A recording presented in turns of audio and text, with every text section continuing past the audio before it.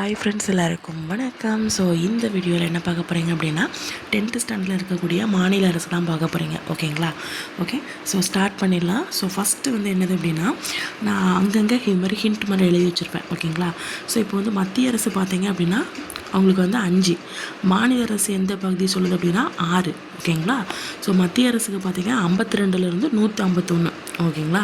So மாநில அரசு பார்த்தீங்கன்னா 152லேருந்து 237. புரிஞ்சிச்சா? ஸோ மத்திய அரசு, மாநில அரசு அது 5, இது 6. அது 52லேருந்து 151, இது 152லேருந்து 237. ஓகேங்களா? ஸோ இப்போ இதில் பார்த்தீங்க அப்படின்னா நம்மளுடைய இந்திய அரசியலமைப்பு அப்படிங்கிறது மத்திய அரசு, மாநில அரசு இது மாதிரி தனித்தனி நிர்வாக முறையில் இருக்குது. ஓகேங்களா? அதாவது கூட்டாட்சி அரசாங்கம் அப்படிங்கிறத நம்ம ஃபாலோ பண்ணுறோம் இல்லையா? ஸோ அதான் கொடுத்துருக்குறாங்க, கூட்டாட்சி அரசாங்கம் அப்படிங்கிறத நம்ம என்ன பண்ணுறோம், ஃபாலோ பண்ணுறோம்.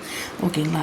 ஸோ அதுக்கப்புறம் இந்த கூட்டாட்சியில் தேசிய தலைநகர், ஓகேங்களா, தேசிய தலைநகராக இருக்கக்கூடியது என்னது, டெல்லி உட்பட 8 யூனியன் பிரதேசங்கள், 28 மாநிலங்களும் இருக்குது. இது அப்போல டேட்டா அப்படி கொடுத்துருக்காங்க. ஓகேங்களா? ஸோ அதுக்கப்புறம் இந்த அரசியலமைப்புடைய பகுதி இந்த மாநில அரசுக்கு என்ன சொல்லுது அப்படின்னா, பகுதி 6 சொல்லுது 152லேருந்து 237 வரைக்கும் சொல்லுது. ஓகேங்களா? ஓகே, நெக்ஸ்ட்டு பார்த்தீங்க அப்படின்னா இதில் நிர்வாகம், சட்டமன்றம், நீதித்துறை, அதாவது மத்திய அரசில் என்ன இருந்துச்சோ அதே மாதிரி தான் நிர்வாகம், சட்டமன்றம், நீதித்துறை இருக்குது. ஓகேங்களா?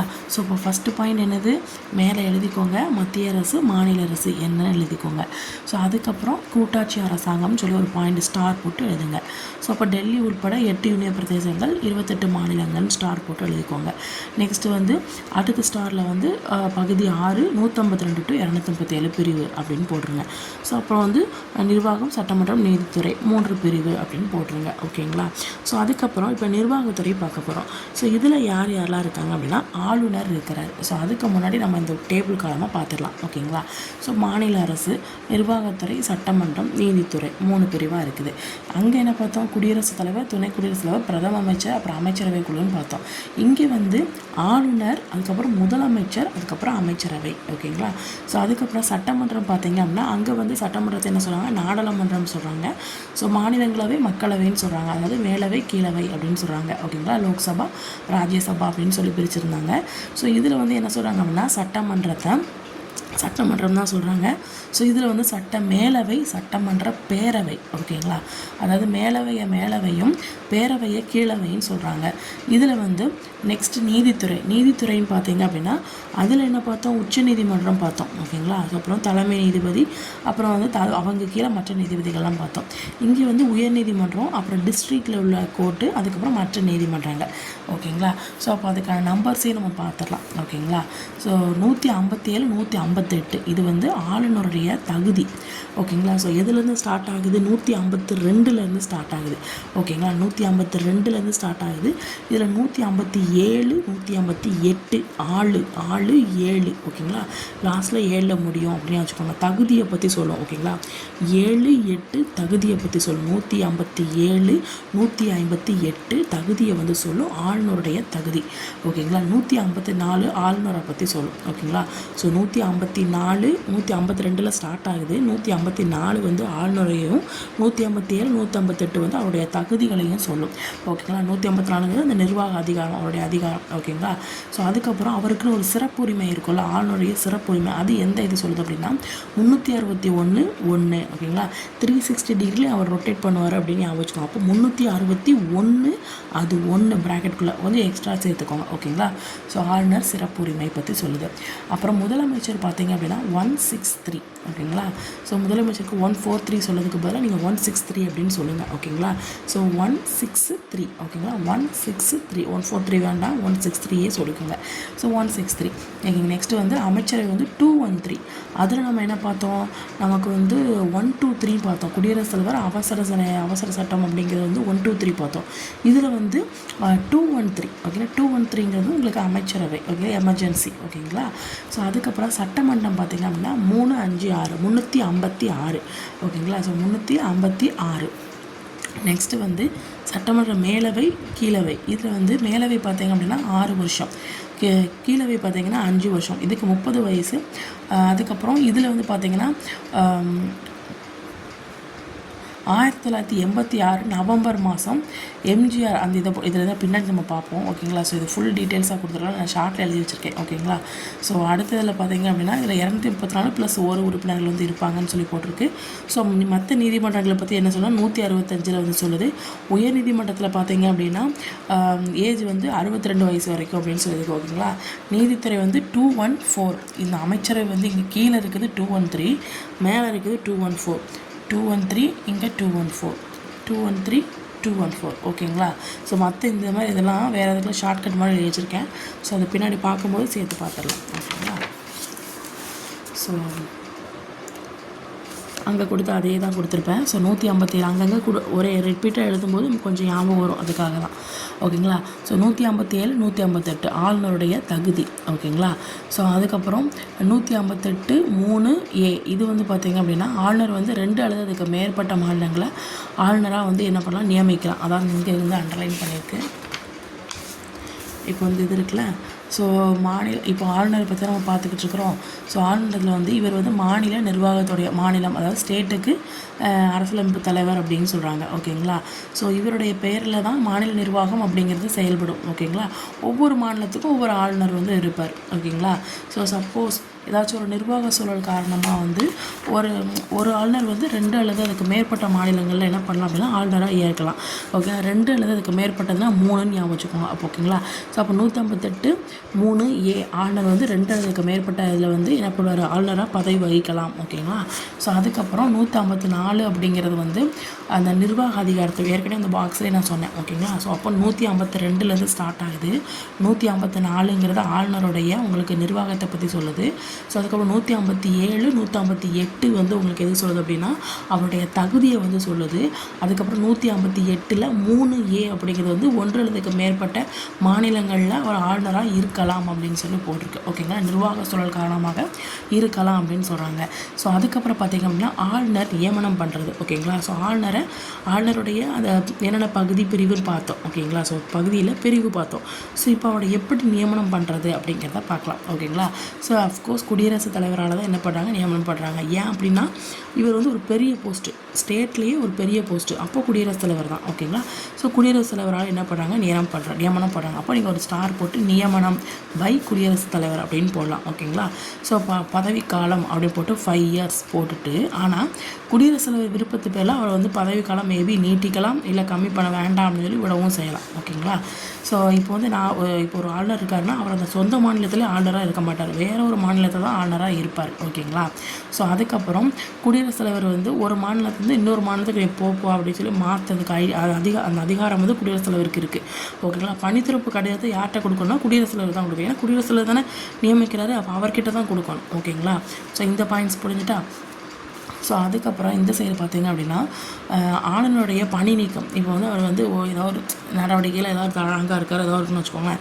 ஸோ அந்த பணி நீக்கத்தில் வந்து யார் வரக்கூடாது அப்படின்னா மாநில சட்டமன்றமோ இல்லை உயர்நீதிமன்றமோ வரக்கூடாது. ஓகேங்களா.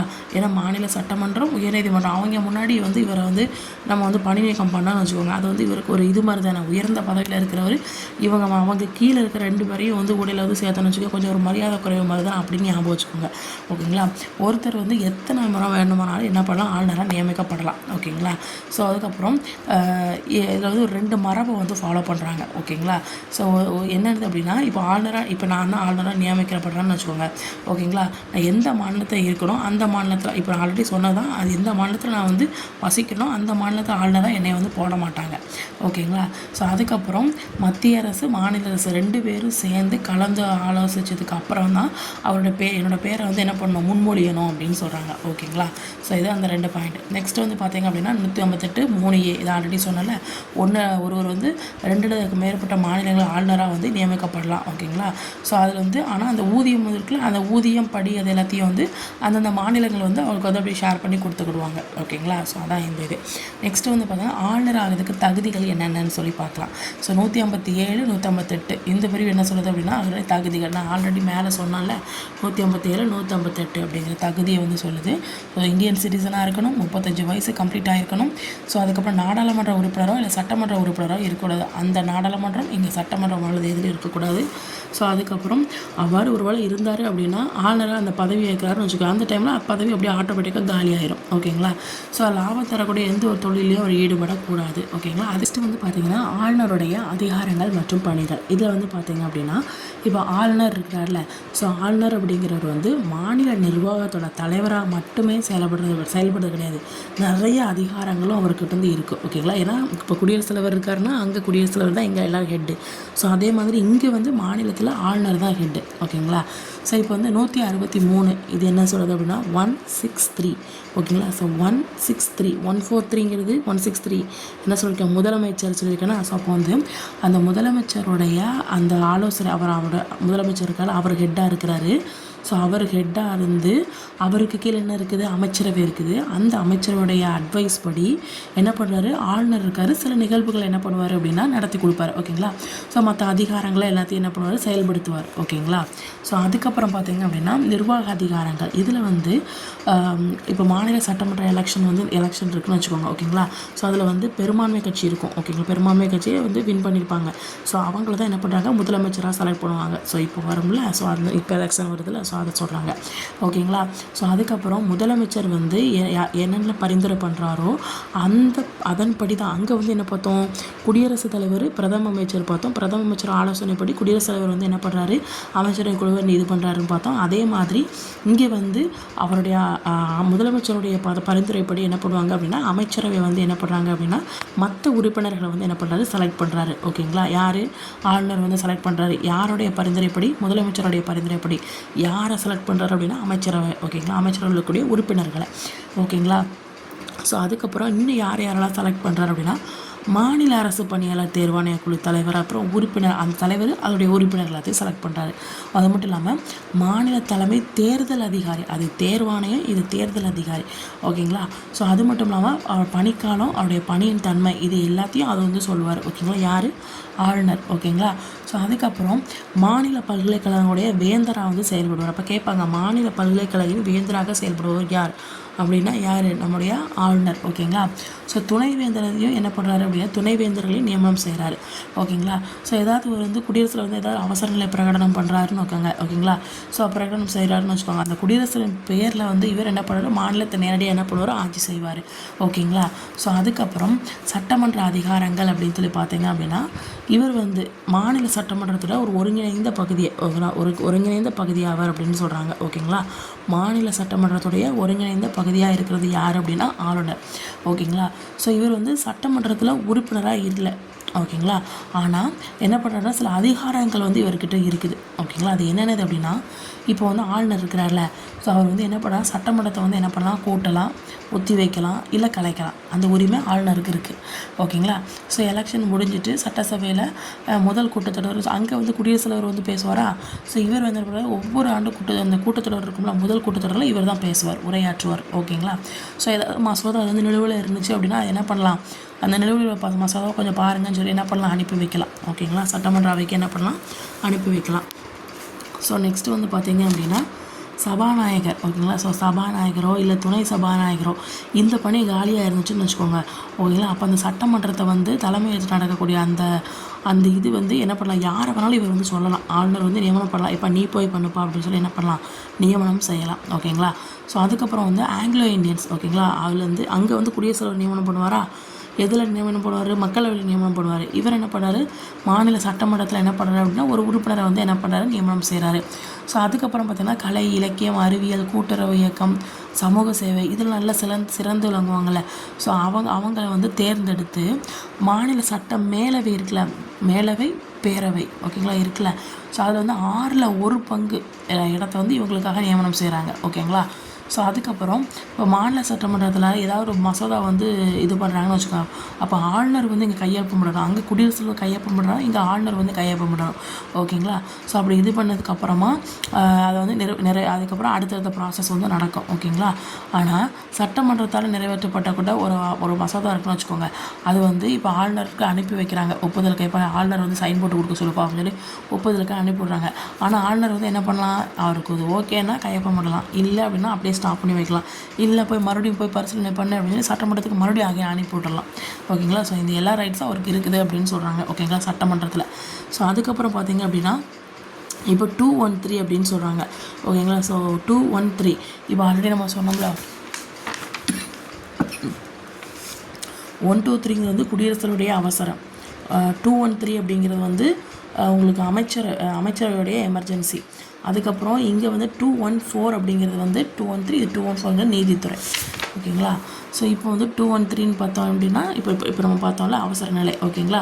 ஸோ மாநில சட்டமன்றத்தில் அமைச்சரவை நான் சொல்லிட்டேன், பட் மாநில சட்டமன்றத்தில் ஒரு அவசர நிலை. ஓகேங்களா. ஸோ அதுக்கப்புறம் 6 மாதத்துக்குள்ளே அதை வந்து அங்கீகரிக்கணும் அப்படின்னு சொல்கிறாங்க அந்த அவசர சட்டத்தை. ஓகேங்களா. ஸோ அப்படி ஒருவேளை அந்த சட்டத்தை வந்து எந்த நேரத்துலையும் யார் வந்து திரும்ப பெறலாம் அப்படின்னா ஆளுநர் வந்து திரும்ப பெறலாம். ஓகேங்களா. ஸோ அதுக்கப்புறம் பார்த்திங்க அப்படின்னா மாநிலத்துடைய ஒரு மாநிலம் இருக்குன்னா நிதிநிலை அறிக்கைங்கிறது ஒன்று விடுவாங்களே அது, அதுக்கப்புறம் மாநில அரசு பணியாளர் தேர்வாணைய குழு அறிக்கை, அப்புறம் மாநில அரசுடைய தணிக்கை குழு அறிக்கை, இது எல்லாமே சட்டமன்றத்தில் என்ன பண்ணுவாங்க சமர்ப்பிப்பார். ஓகேங்களா.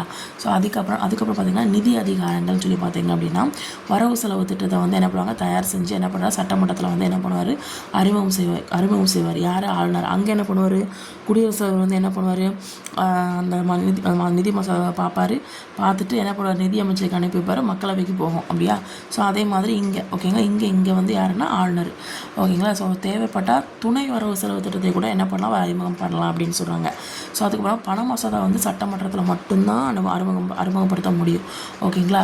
ஸோ ஏதாவது ஒரு எதிர்பாராத செலவுனா ஏதாவது ஒன்று வந்துச்சுன்னு வச்சுக்கோங்க, அந்த அவசர நிதியிலேருந்து என்ன பண்ணுவாங்க எடுத்துக்கிடுவாங்க. ஓகேங்களா. ஸோ ஆளுநர் வந்து எடுத்து கொடுத்துருவார். ஓகேங்களா. ஸோ அதுக்கப்புறம் பார்த்திங்க அப்படின்னா பஞ்சாயத்து அப்புறம் நகராட்சி நிதிநிலை இதெல்லாம் இருக்குல்ல.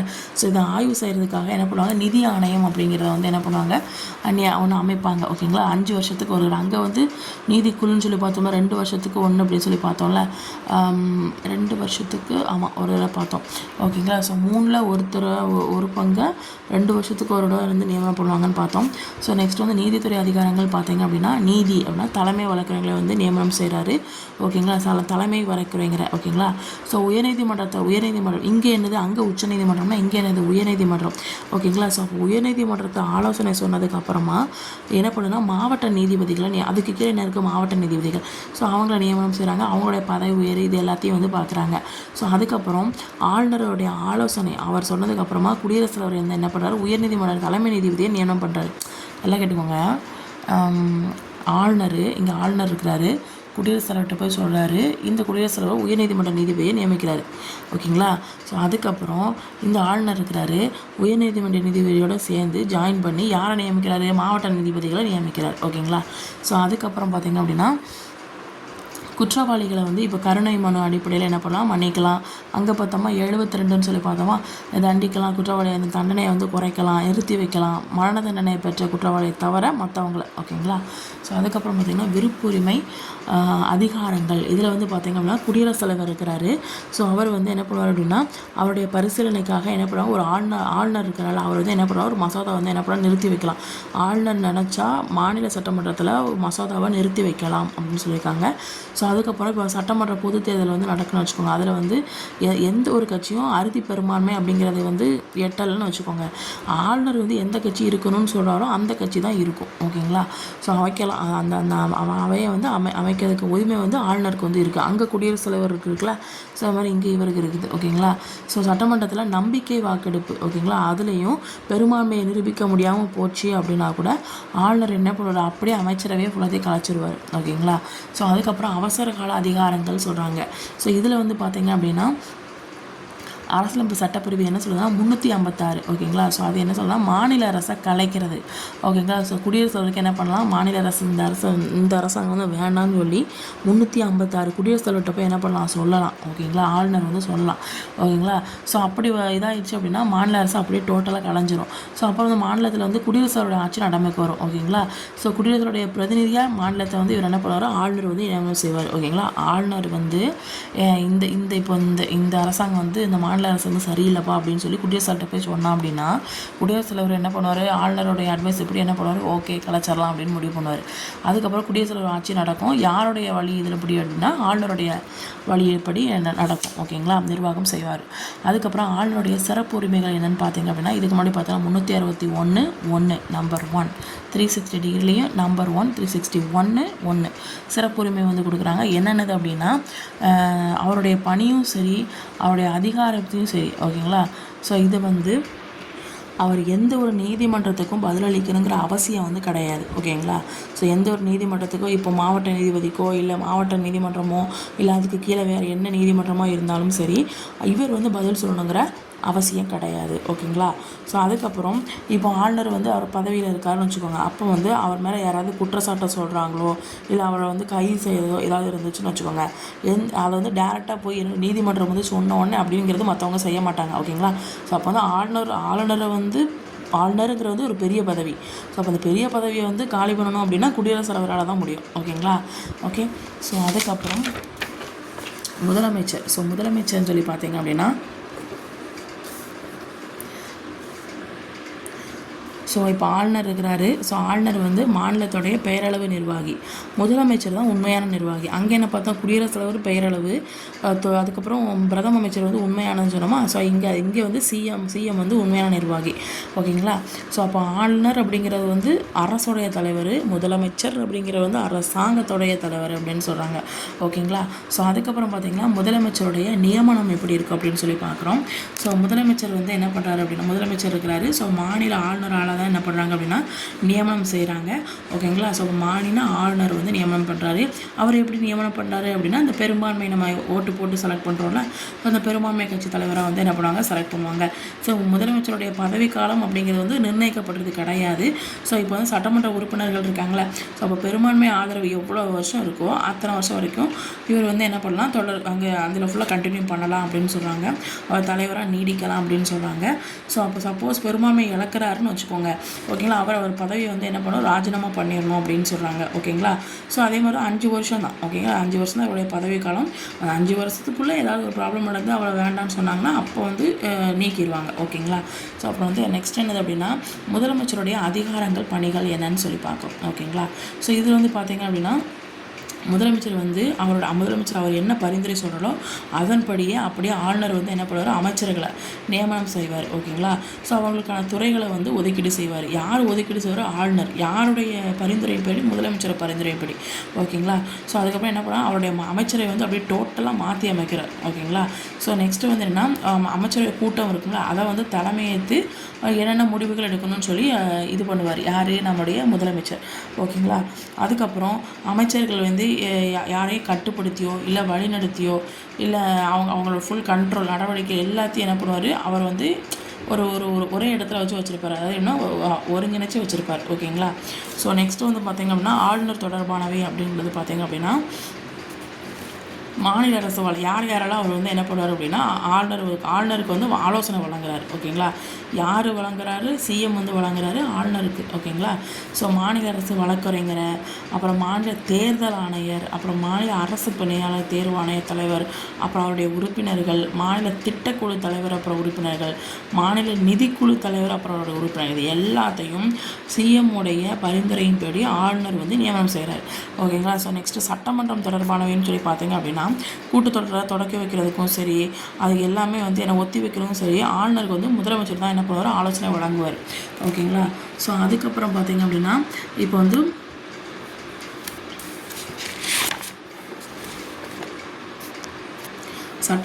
நம்மளோட சட்டமன்றத்தில் வந்து என்னென்ன கொள்கைகள் வேணும் அப்படிங்கிறத வந்து என்ன பண்ணுவார், அவர் சொல்லுவார், ரீட் பண்ணுவார்.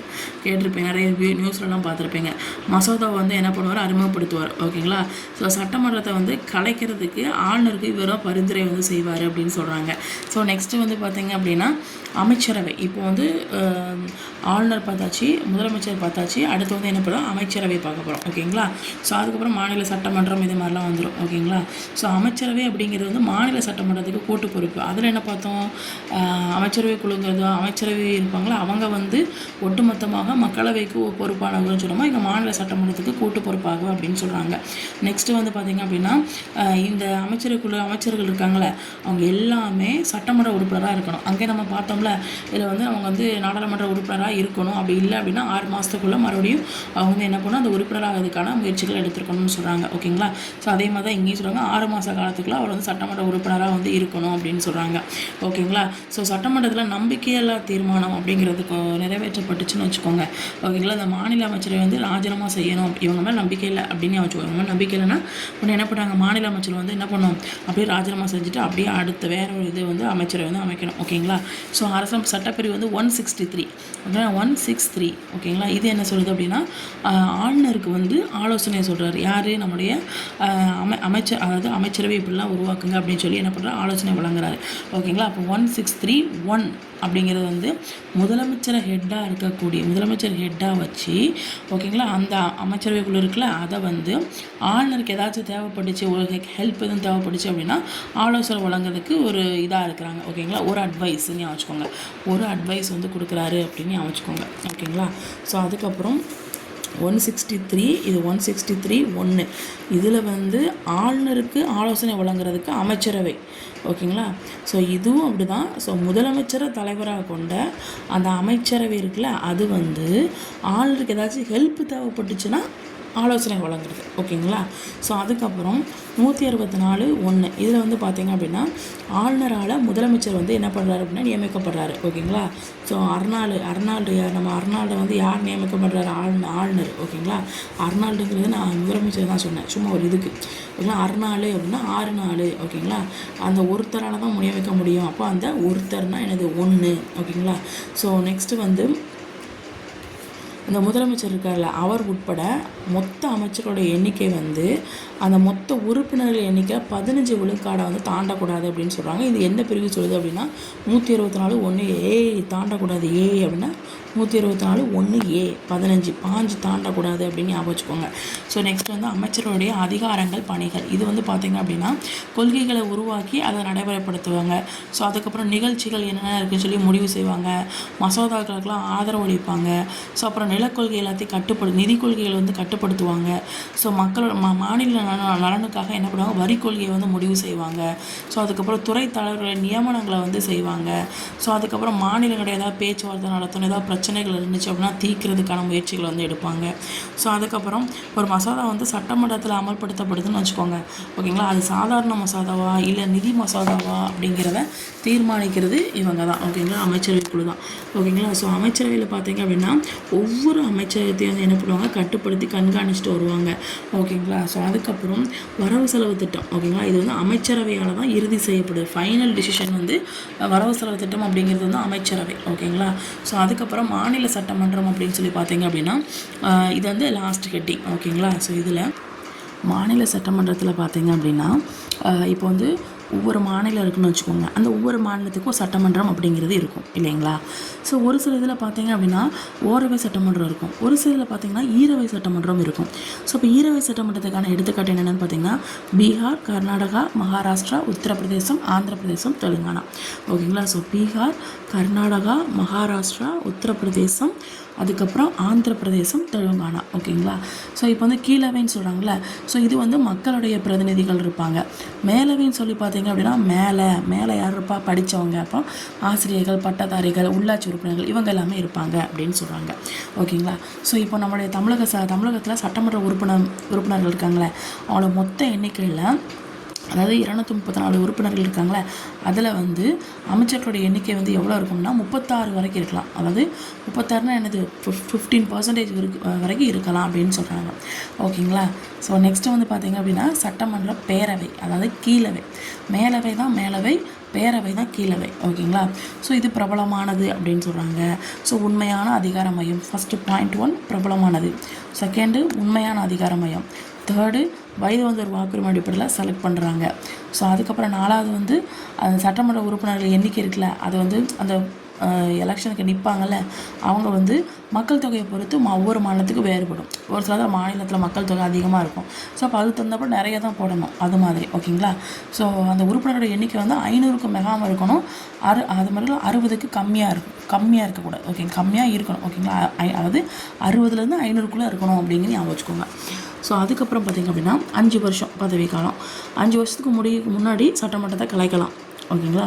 ஸோ சட்டமன்ற மேலவை இருக்குல்ல, ஸோ அதில் வந்து சட்டமன்ற அதில் இருக்கக்கூடிய உறுப்பினர்களுடைய எண்ணிக்கை வந்து அந்த மாநிலத்தில் அதே கீழவைன்னு ஒரு இருப்பாங்கள அவங்களுடைய மொத்த உறுப்பினர் எண்ணிக்கையில் 1/3 மிகாமல் இருக்கணும் அப்படின்னு சொல்கிறாங்க. தான் 1/3 மிகாமல் இருக்கணும். ஓகேங்களா?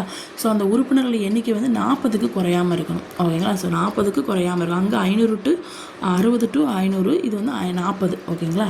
ஸோ கீழவையில். அதுக்கப்புறம் பார்த்தீங்க அப்படின்னா சட்டமன்றத்துடைய அமைப்பு பார்த்தீங்க அப்படின்னா 235 உறுப்பினர்கள். ஓகேங்களா?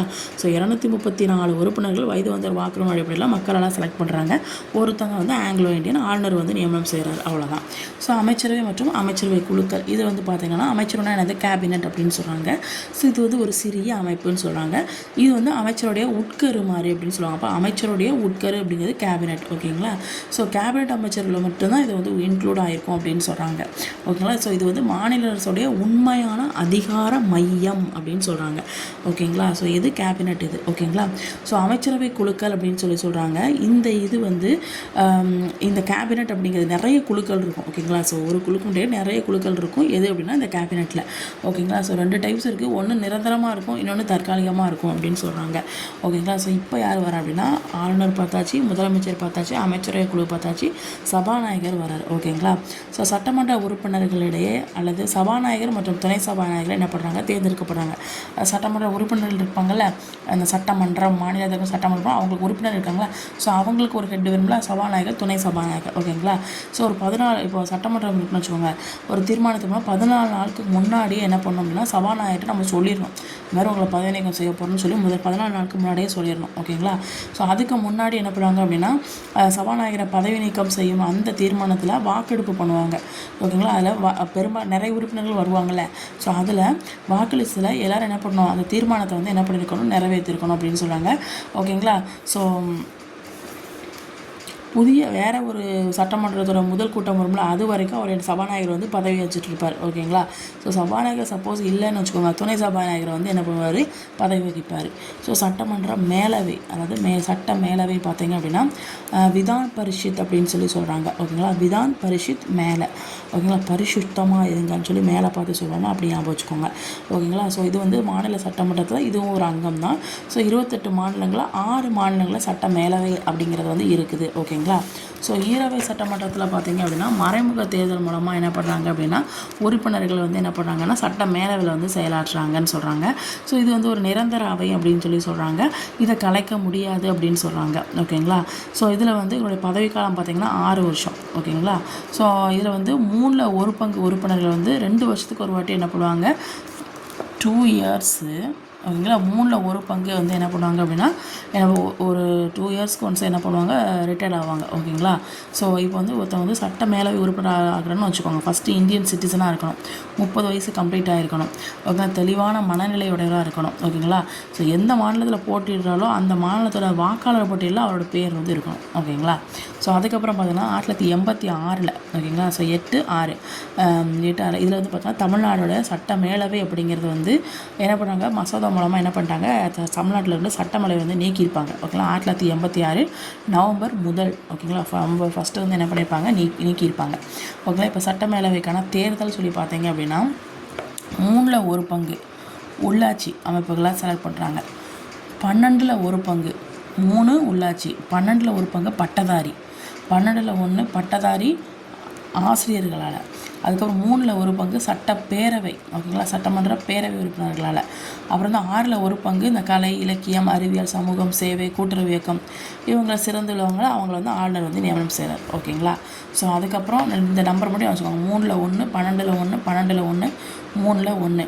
12 படித்தா தான் பட்டதாரி ஆக முடியும், 12 படித்தா தான் பட்டதாரி ஆசிரியர் ஆக முடியும். ஓகேங்களா? ஸோ உள்ளாட்சி இது சட்டப்பேரவை. இது வந்து நான் 6 கலை, அறிவியல், சமூக சேவை, இது மாதிரி 6 டைப்ஸ் அப்படின்னு ஞாபகம் வச்சுக்கோங்க. ஸோ அதுக்கப்புறம் தலைவர், அதாவது மேலவையோட தலைவர் வந்து யாருன்னா சேர்பர்சன் அப்படின்னு சொல்கிறாங்க. ஓகேங்களா? ஸோ இவர் தான் மேலவை வந்து தலைமையேற்று நடத்துகிறார். ஓகேங்களா? ஸோ அதுக்கப்புறம் தலைவர் இருப்பார், துணைத் தலைவரும் இருப்பாங்க. ஓகேங்களா? தலைவர் இல்லை அப்படின்னா துணைத் தலைவர் வந்து அதை தலைமையேற்று நடத்துவார். இது பேசிக் தான். ஓகேங்களா? ஸோ இப்போ இந்த சட்ட மேலவை உருவாக்கம் நீக்கம் அப்படின்னு சொல்லிடுவோம்ல, இதை வந்து எந்த பிரிவு சொல்லுது அப்படின்னா 169 1986 படி நீக்கிட்டாங்க. 169 வந்து என்ன பண்ணியிருக்கு அப்படின்னா இந்த சட்டப்பிரிவு வந்து என்ன பண்ணுது அப்படின்னு பிரிக்கிறது, அதாவது சட்டமேலவை வந்து உருவாக்குறது, நீக்கிறது, இதை பற்றி சொல்லுது. ஓகேங்களா? நெக்ஸ்ட்டு வந்து இதில் வந்து சட்டமன்றத்தில் மொத்த உறுப்பினர்கள் இருப்பாங்கள்ல, ஸோ அதில் 3/2 பங்கு உறுப்பினர்கள் வந்து வாக்களித்து அந்த தீர்மானத்தை வந்து என்ன பண்ண நிறைவேற்றினாங்கன்னு வச்சுக்கோங்க. அப்போ வந்து இந்த சட்டமன்றத்தை உருவாக்கலாம், இல்லை நீக்கலாம், எதுனாலும் பண்ணலாம். ஓகேங்களா? ஆனால் நாடாளுமன்றத்தில் நம்ம என்ன பண்ணணும், கேட்டுக்கணும் அப்படின்னு சொல்கிறாங்க. ஓகேங்களா? ஸோ நாடாளுமன்றம் தான் என்ன பண்ணும், ஒரு சட்டத்தின் மூலமாக என்ன பண்ணும், மேலவையை உருவாக்கும் அல்லது நீக்கும். ஓகேங்களா? ஸோ அப்போ வந்து அந்த நம்மளுடைய பெரும்பான்மை வேணும், அதுக்கப்புறம் சட்டமன்றத்தை கொடுத்தா சட்டமன்றம் வந்து நீக்கும். ஓகேங்களா? ஸோ இப்போ சட்டமன்ற அதிகாரங்கள் சொல்லி பார்த்தீங்க அப்படின்னா சட்டமன்ற அதிகாரங்கள், நிதி அதிகாரங்கள், அப்புறம் நிர்வாகத்துறையோட கட்டுப்பாடுகள்.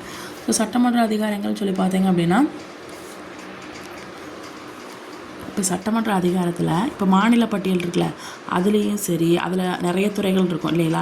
ஸோ அந்த துறைகளில் ஏதாவது சட்டமன்றத்தை இயற்றினாலோ, இல்லை பொதுப்பட்டியலில் ஏதாவது சட்டமன்றம் இயற்றினாலோ, சட்டம் இயற்றணும் அப்படின்னு சொல்லுவாங்கள்ல, ஸோ அப்படி இயற்றினாலும் யாருக்கு அதிகாரம் இருக்குது அப்படின்னா இந்த சட்டமன்ற அதிகாரம் வந்து இவங்களுக்கு வந்து இருக்குது அப்படின்னு சொல்கிறாங்க. ஓகேங்களா? ஸோ அது மட்டும் இல்லாமல் இப்போ சென்ட்ரல் கவர்மெண்ட் ஒன்று இயற்றுதுன்னு வச்சுக்கோங்க, அது ஸ்டேட் கவர்மெண்ட் வந்து அதாவது ஸ்டேட் கவர்மெண்ட் இயற்றுறது வந்து என்னது செயலற்றதாயிரும். ஏன்னா சென்ட்ரல் கவர்மெண்ட் சொல்கிறது தான் என்ன பண்ணுவாங்க, சட்டம் அப்படின்னு சொல்லுவாங்க. ஓகேங்களா? ஸோ அதுக்கப்புறம் இப்போ வந்து சென்ட்ரல் கவர்மெண்ட்டில் வந்து இந்த மசோதா அப்படிங்கிற ஒரு விஷயம் இருக்கும், மசோதா சட்டமாக மாறும். ஸோ அதே மாதிரி தான் ஸ்டேட் கவர்மெண்ட்லேயும் இருக்குது அப்படின்னு சொல்கிறாங்க. ஸோ அதுக்கப்புறம் கீழவை, மேலவை 2 இருக்குதுன்னு சொன்னோம். ஸோ அதில் கீழவை அப்படின்னு சொல்லி பார்த்தோன்னா மேலவையை விட பண நடவடிக்கைகள் அதிக அதிகாரம் கீழவையில் தான் இருக்குது அப்படின்னு சொல்கிறாங்க. ஏன் அப்படின்னா பண மசோதா அப்படிங்கிற ஒரு விஷயத்தை வந்து கீழவையில் தான் நம்ம வந்து அறிமுகப்படுத்த முடியும் அப்படின்னு சொல்கிறாங்க. அந்த கீழவையோட அனுமதி இல்லாமல் நம்ம வந்து புதிய விதிகளையும் வரிகளையும் விதிக்க முடியாது அப்படின்னு சொல்கிறாங்க. அப்போ கீழவை தான் பணம் அப்படின்னு ஞாபகம், கீழே பணம் கிடக்கு என்று வச்சுக்கோங்க. ஸோ நிர்வாகத்துறைன்னு சொல்லி பார்த்தீங்க அப்படின்னா இப்போ அமைச்சரவைன்னு பார்த்தீங்க அப்படின்னா சட்டமன்றத்துக்கு பொறுப்பானது நம்ம ஆல்ரெடி சொல்லியிருக்கோம். ஓகேங்களா? ஸோ இப்போ இந்த சட்டமன்ற உறுப்பினர்கள் இருக்காங்க, ஸோ அவங்க ஏதாவது கேள்வி கேட்டாங்க அப்படின்னா அந்த அமைச்சர்கள் பதில் அளித்து தான் ஆகணும். ஓகேங்களா? அமைச்சருக்கு எதிராக ஏதாவது ஒரு நம்பிக்கையில்லா தீர்மானம் மாதிரி வந்துச்சு அப்படின்னா அவங்க அமைச்சர்கள் வந்து என்ன பண்ணலாம், பதவி நீக்கம் செய்யலாம். ஓகேங்களா? ஸோ அதுக்கப்புறம் மாநில நீதித்துறை பார்த்தீங்க அப்படின்னா உயர்நீதிமன்றத்தை பார்க்க போகிறோம். ஓகேங்களா? அரண்டு போகிற அளவுக்கு உயர்நீதிமன்றம் அப்படின்னு வச்சுக்கோங்க. அரண்டு போகிற அளவுக்கு தான் 62 உயர்நீதிமன்றம் வந்து கொல்கத்தா, மும்பை, சென்னை இந்த பகுதிகளை வந்து என்ன பண்ணாங்க, உருவாக்குனாங்க. ஓகேங்களா? ஸோ அதுக்கப்புறம் அப்படி காலப்போக்கில் பார்த்தீங்க அப்படின்னா ஒவ்வொரு மாகாணத்துலேயும் ஒரு உயர்நீதிமன்றம் அப்படிங்கிறது இருந்து வந்துச்சு. 1950க்கு அப்புறமா பார்த்தீங்க அப்படின்னா உயர்நீதிமன்றங்கள், அப்புறம் அண்டை மாநிலங்கள், அப்புறம் இதெல்லாம் சேர்ந்து உயர்நீதிமன்றம் இருக்குல்ல, அது வந்து மற்ற உள்ள அண்டை மாநிலங்களுக்கு சேர்ந்து ஒரு உயர்நீதிமன்றமாக இருந்துச்சு. ஓகேங்களா? ஸோ அது மட்டும் இல்லாமல் மாநில அளவில் பார்த்தீங்கன்னா உயர்நீதிமன்றம் தான் இருக்கலே உயர்ந்த நீதிமன்றம் அப்படின்னு சொல்கிறாங்க. ஓகேங்களா? ஸோ இப்போ வந்து இந்திய அரசியலமைப்பு சட்டம் படிப்பு பார்த்தீங்க அப்படின்னா ஒவ்வொரு மாநிலத்துக்கும் ஒவ்வொரு உயர்நீதிமன்றம். ஓகேங்களா? ஸோ தமிழ்நாடு, கேரளா, கர்நாடகா அப்போ உயர்நீதிமன்றம் இருக்குது. ஓகேங்களா? ஸோ 1956 7வது திருத்த சட்டம், அப்போ 5, 6, 7. ஓகேங்களா? ஸோ 1956 7வது திருத்த சட்டம் வந்து என்ன சொல்கிறது அப்படின்னா 2 அல்லது 2க்கு மேற்பட்ட மாநிலங்களோ அதுக்கப்புறம் யூனியன் பிரதேசங்கள் இதுக்கு சேர்ந்து ஒரு பொதுவான ஒரு உயர்நீதிமன்றம் வந்து நிறுவனம் அப்படின்னு சொல்லி நாடாளுமன்றம் அங்கீகாரம் கொடுத்துட்டு. ஓகேங்களா? அப்போது 1905, 6 ஓகேங்களா? ஸோ 7வது திருத்த சட்டம் என்ன சொல்லுது அப்படின்னா 2 அல்லது அதுக்கு மேற்பட்ட ஓகேங்களா மாநிலங்களும் அப்புறம் யூனியன் பிரதேசங்களும் சேர்ந்து இவங்களுக்கெல்லாம் சேர்ந்து ஒரு உயர்நீதிமன்றம் அப்படிங்கிறது. ஓகேங்களா? ஸோ யார் அங்கீகாரம் கொடுத்தா, நம்ம நாடாளுமன்றம் கொடுத்துச்சு. ஓகே, ஃபார் எக்ஸாம்பிள் பார்த்தீங்க அப்படின்னா பஞ்சாப், ஹரியானா, அப்புறம் யூனியன் பிரதேசமாக இருக்கக்கூடிய சண்டிகர். ஓகேங்களா? ஸோ இதுக்கு எல்லாத்துக்கும் சேர்ந்து சண்டிகரில் ஒரு உயர்நீதிமன்றம் இருக்குது. ஓகேங்களா? ஸோ அதுக்கப்புறம் பார்த்தீங்க அப்படின்னா வடகிழக்கு மாநிலமாக இருக்கக்கூடிய அஸ்ஸாம். ஓகேங்களா? ஸோ அதுக்கப்புறம் கவுகாத்தியில் ஒரு உயர்நீதிமன்றம் இருக்குது. ஓகேங்களா? ஸோ அது வந்து 4 வடகிழக்கு மாநிலமாக இருக்கக்கூடிய அஸ்ஸாம், மிசோரம், நாகாலாந்து, அருணாச்சல பிரதேசம் இது எல்லாத்துக்கும் சேர்ந்து ஒரு பொது நீதிமன்றமாக கவுகாத்தியில் இருக்குது.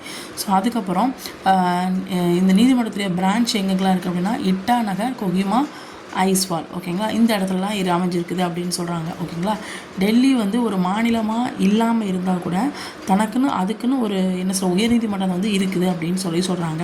ஓகேங்களா, ஸோ ஒவ்வொரு நீதிமன்றத்துக்கும் ஒரு தலைமை நீதிபதி இருப்பார். ஸோ பல நீதிபதிகள் வந்து இருப்பாங்க. ஓகேங்களா, ஸோ அந்த நீதிகளுடைய எண்ணிக்கை நீதிமன்ற அந்த நீதிபதிகள் இருப்பாங்களா, ஸோ அவங்களுடைய எண்ணிக்கை வந்து மாநிலத்துக்கு மாநிலம் என்ன பண்ணும், மாறுபடும். ஓகேங்களா, ஸோ குடியரசுத் தலைவரால் தான் நியமனம் செய்யப்படுறாங்க.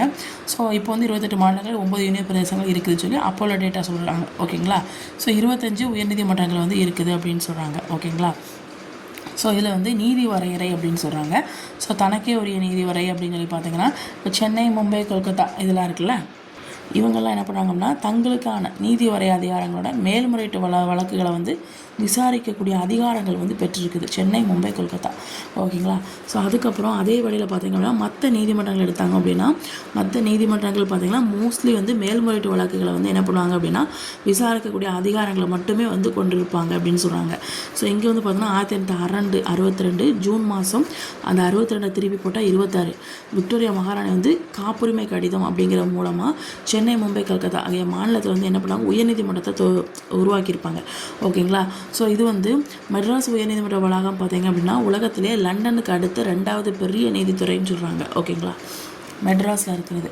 ஸோ அதுக்கப்புறம் இப்போது முக்கியத்துவமான ஏதாவது வழக்கு, உயில் எழுதுறது, ஸோ திருமணம் சார்ந்த வழக்கு, நீதிமன்ற அவமதிப்பு இந்த மாதிரி இருந்துச்சுன்னு வச்சுக்கோங்க, அதை நேரடியாக வந்து விசாரிக்கக்கூடிய அதிகாரம் வந்து இருக்குதுன்னு சொல்கிறாங்க தனக்கே ஒரு நீதி வரையறையில். ஸோ அதுக்கப்புறம் மாகாண நீதிமன்றத்தில் பார்த்தீங்கன்னா அவங்க எல்லைக்கு உட்பட்ட 2000 ரூபா அதுக்கு மேற்பட்ட தொகையில் ஏதாவது குற்றவியல் வழக்கு இருந்துச்சு அப்படின்னா அதில் அந்த தனக்கே உரிய நீதி வரையறைக்கு வந்து விசாரிச்சுக்கிடுவாங்க. ஓகேங்களா, ஸோ அந்த மாகாண நீதிபதிகள் வந்து விசாரிச்சுக்கலாம். நெக்ஸ்ட்டு மேல்முறையீடு. இது பார்த்திங்க அப்படின்னா இப்போ உயர்நீதிமன்றம் இருக்காங்களே அவங்க வந்து அவங்கக்கிட்ட வரக்கூடிய மேல்முறையீட்டு வழக்குகள் எல்லாத்தையும் என்ன பண்ணுவாங்க அப்படின்னா மேல்முறையீட்டு வழக்குகளையும் அதுக்கப்புறம் கீழ் நீதிமன்றம் இருக்குல்ல அங்கிருந்து வரக்கூடிய மேல்முறையீட்டு வழக்குகள் இது ரெண்டையுமே என்ன பண்ணுது உயர்நீதிமன்றம் வந்து விசாரிக்குது. அதாவது உரிமையல், குற்றவியல் வழக்கு அந்த மாதிரி தான். ஓகேங்களா, ஸோ அதுக்கப்புறம் இராணுவ தீர்ப்பாக இருக்குல்ல, ஸோ அதுக்கு கீழே ஆயுதம் சார்ந்த வழக்குகள் இருக்குல்ல அதை விசாரிக்கிற அதிகாரம் இவங்களுக்கு கிடையாது. ஏன்னா அந்த இராணுவம் அப்படின்னாலே நமக்கு குடியரசுத் தலைவர் அந்த லெவலுக்கு வந்துடும். ஓகேங்களா, ஸோ பேரான அதிகாரங்கள் சொல்லி பார்த்தீங்க அப்படின்னா இப்போ சட்டப்பிரிவு 226. ஓகேங்களா, ஸோ இது வந்து என்ன சொல்லுது அப்படின்னா அடிப்படை உரிமைக்காக மட்டும் கிடையாது மற்ற நோக்கத்துக்காகவும். ஓகேங்களா, ஸோ பேராணைகளை வந்து என்ன பண்ணுவாங்க அப்படின்னா ரிலீஸ் பண்ணுவாங்க. ஓகேங்களா, ஸோ இதுக்கு வந்து யாருக்கு அதிகாரம் இருக்குது அப்படின்னா உயர்நீதிமன்றத்துக்கு அதிகாரம் இருக்குது. 226 அதிகாரம், அடிப்படை உரிமை அதிகாரம் 226. ஓகேங்களா, ஸோ அடிப்படை உரிமைகளை மட்டும் கிடையாது மற்ற நோக்கங்களுக்காக பேராணைகளை வெளியிடக்கூடிய அதிகாரம் உயர்நீதிமன்றத்துக்கு இருக்குது அப்படின்னு சொல்கிறாங்க. ஸோ சட்டப்பிரிவு 32 பார்த்தீங்க அப்படின்னா உச்சநீதிமன்றம் வந்து நீதி பேராணைகளை வந்து ரிலீஸ் பண்ணுது. ஓகேங்களா, ஸோ ஆணைகள், வழிகாட்டுதல்கள் இது எல்லாமே ரிலீஸ் பண்ணுது ஸோ உச்சநீதிமன்றம். ஓகேங்களா, ஸோ அதே மாதிரி தான் உயர்நீதிமன்றத்துக்கும் அந்த அதிகாரம் வந்து இருக்குது மாநில லெவலில். ஓகேங்களா, ஸோ அதுக்கப்புறம்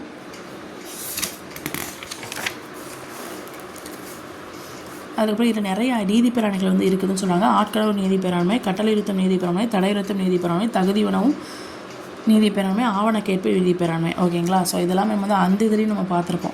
ஸோ மேற்பார்வை அதிகாரம் சொல்லி பார்த்தீங்க அப்படின்னா இப்போ வந்து இராணுவம் சார்ந்த நீதிமன்றம் இருக்குல்ல அதை தவிர மற்ற சார்பு நீதிமன்றம், தீர்ப்பாயம் பணியில் மேற்பார்வை செய்யக்கூடிய இது எல்லாமே இருக்குல்ல, ஸோ அப்போ இதெல்லாமே உயர்நீதிமன்றத்துக்கு இருக்குது அப்படின்னு சொல்கிறாங்க. ஓகேங்களா, ஸோ அதுக்கப்புறம் இப்போ கீழ் நீதிமன்றம் இருக்குல்ல, ஸோ அதில் வந்து ஏதாவது ஒரு அதிகாரங்கள் இருக்குன்னா அது திரும்ப பெறக்கூடிய அதிகாரம் வந்து இவங்கக்கிட்ட இருக்குது. எதுக்கு? உயர்நீதிமன்றத்துக்கு. ஓகேங்களா, ஸோ அப்போ கீழ் நீதிமன்றத்தில் ஏதாவது அதிகாரங்கள் கொடுத்துருந்தாங்கன்னா அந்த அதிகாரம் உனக்கு வேண்டாம் அப்படின்னு அதை பிடுங்கிற அதிகாரம் யார்கிட்ட இருக்குது? நம்ம உயர்நீதிமன்றத்துக்கு இருக்குது. ஓகேங்களா, ஸோ அதுக்கப்புறம் இந்த பொது சட்டம், அப்புறம் இந்த படிவங்கள் இது மூலமாக இந்த பயிற்சி, அப்புறம் நடவடிக்கை எல்லாத்தையும் ஒழுங்குபடுத்துறது, அப்புறம் ஆணையை வெளியிடுறது இந்த மாதிரி இதெல்லாம் உயர்நீதிமன்றம் பண்ணுது. ஓகேங்களா, ஸோ அதுக்கப்புறம் புத்தகம், பதவி, அப்புறம் கணக்குகளை பராமரிக்கிறது இதெல்லாமே பார்க்குது. ஸோ அப்போ இந்த ஷெரீப், எழுத்தர், அலுவலர், அப்புறம் சட்ட வல்லுநர் இவங்களுக்கான அந்த கட்டணம் செலுத்துறது இது எல்லாத்தையும் பற்றி தீர்மானிக்குது. ஸோ இந்த மாதிரி நிறைய ஆவணங்கள் எல்லாத்தையும் இதை வந்து எடுத்து வச்சுருக்கு தன்னகத்தை. ஓகேங்களா, ஸோ அப்போ உயர்நீதிமன்றத்தால் என்னென்னலாம் அவங்க முடிவுலாம் சொல்லியிருக்கு, என்னென்னலாம் தீர்ப்புகள் சொல்லியிருக்கு இது எல்லாத்தையும் அச்சடித்து ஒரு சான்று மாதிரி என்ன பண்ணுறாங்க சேஃபாக வந்து வச்சுருக்கு. ஓகேங்களா, எதிர்காலத்தில் ஏதாவது ஒரு பிரச்சனை வந்துச்சு அப்படின்னா அந்த தீர்ப்புகள் ஏதாவது தேவைப்பட்டுச்சுன்னா இந்த தீர்ப்புகள் இந்த இதெல்லாம் வச்சுருப்பாங்களா, சேஃபாக எடுத்து வச்சுருப்பாங்களா, ஸோ இந்த தீர்ப்புகள் வந்து ஹெல்ப் பண்ணும் அப்படிங்கிறதுக்காக எடுத்து வச்சுருக்காங்க. ஓகேங்களா, ஸோ இது வந்து இதனால தான் என்ன சொல்கிறாங்க உயர்நீதிமன்றத்தை பதிவேடுகளின் நீதிமன்றம் அப்படின்னு சொல்கிறாங்க. ஓகேங்களா, ஸோ இதோட வந்து மாநில அரசு அப்படிங்கிறத வந்து ஃபினிஷ் ஆகிடுச்சு. ஓகேங்களா.